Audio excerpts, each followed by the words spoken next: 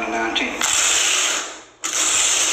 Where it goes on the wall, there's going to be a waterfall.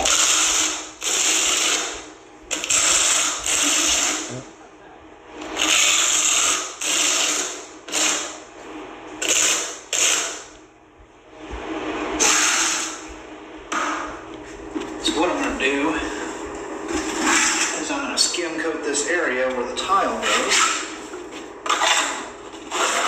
That way we have positive bond everywhere.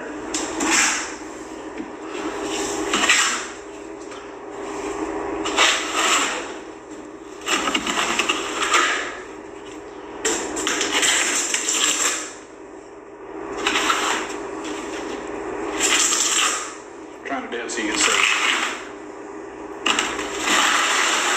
Kind of scrape it off almost. Get a nice little skin coat on there. Just like that. Then you can take your tile. You got you a handle there. You take your tile and set it right where it goes. Set it right on top of the other tile and get it where it goes.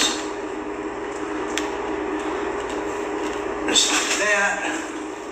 And take your two spacers, lift up on your tile, set that one, set that one,